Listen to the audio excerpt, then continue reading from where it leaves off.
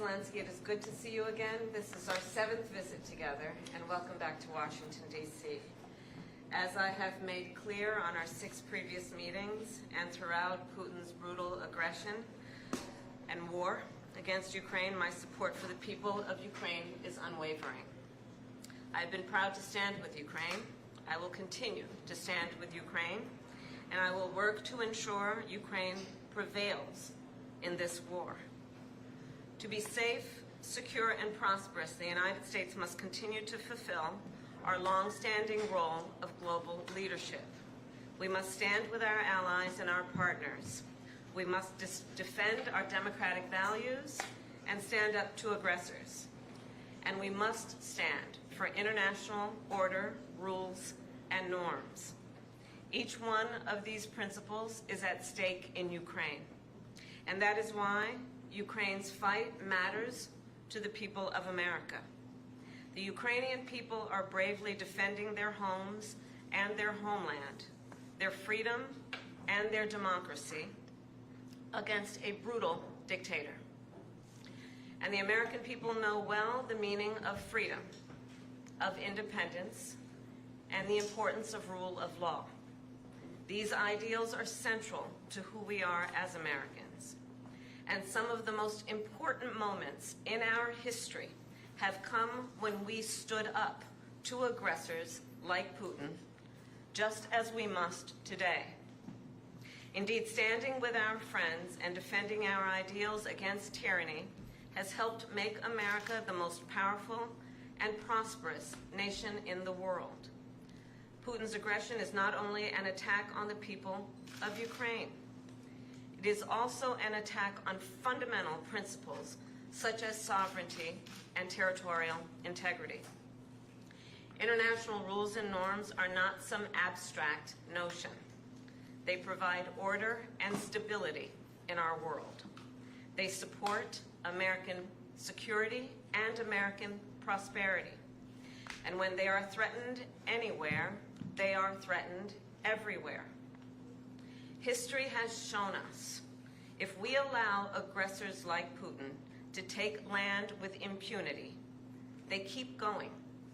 And Putin could set his sights on Poland, the Baltic states, and other NATO allies. We also know that other would-be aggressors around the world are watching to see what happens in Ukraine. If Putin is allowed to win, they will become emboldened. And history reminds us, and history is so clear in reminding us, the United States cannot and should not isolate ourselves from the rest of the world. Isolation is not insulation. So then, the United States supports Ukraine not out of charity, but because it is in our strategic interest. We will continue to provide the security assistance Ukraine needs to succeed on the battlefield, as demonstrated by President Biden's significant announcement earlier today. I've been proud to work alongside President Biden and the 50-nation coalition we have built up to allow Ukraine to defend itself. Thanks to this coalition and the skill and the bravery of the Ukrainian people, along with your courageous leadership, President Zelenskyy, Ukraine has stood up to Russia's aggression, and today, Kyiv stands free and strong.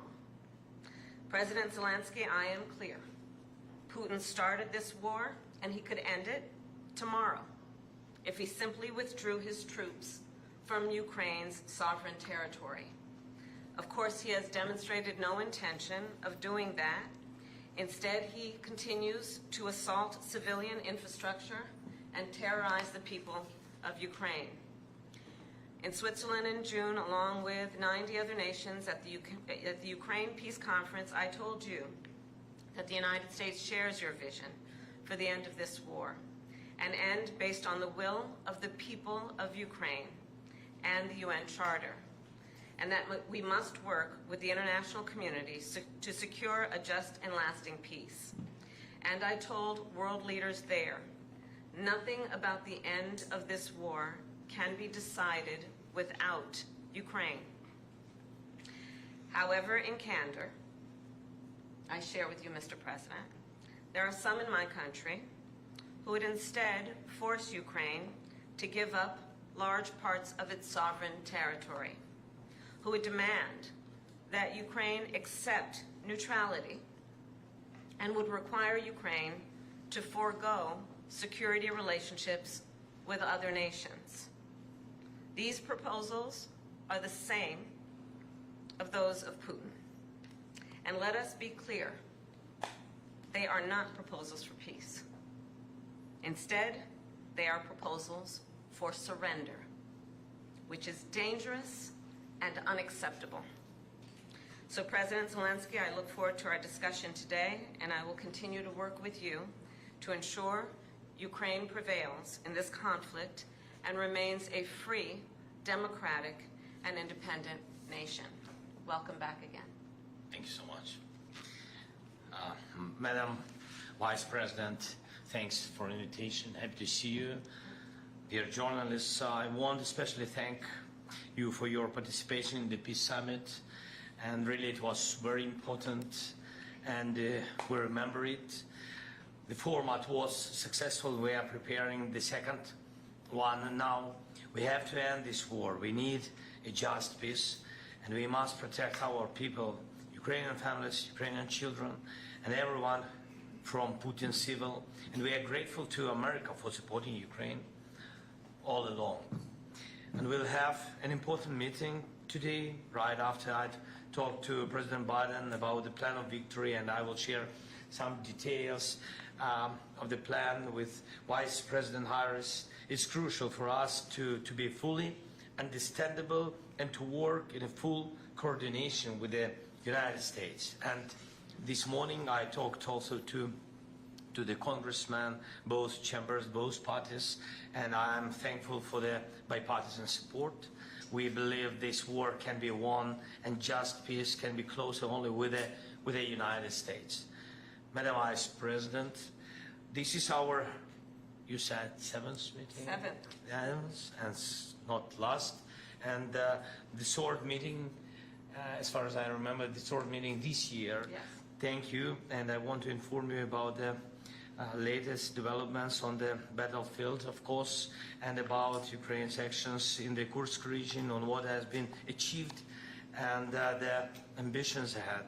Today we have a new strong support package, as you said, and we have common view on the things that need to be done. We have to keep pressure on Russia to stop the war and to make truly lasting and just peace. It's a top priority for us and for other freedom-loving nations to achieve not a freezing, but real peace for us. So we need to keep sanctions against Russia strong, and we need to use the proceeds from immobilized Russian assets to protect Ukraine, our people, our cities, our front line from Russian evil. And of course, we must work hard to bring all Russian war criminals to justice. And one more thing, I want to inform Madam Vice President about the latest Russian missile and the Shahid's attacks against Ukrainian energy infrastructure. We need to urgently strengthen Ukraine's air defense to save thousands of lives and reduce Russian terror to zero. It's achievable. Thank you again. Thanks, America. Thanks to you, Madam Vice President. Slava Ukraine. Thank you. President Zelenskyy, Here, we're thank gonna you, President.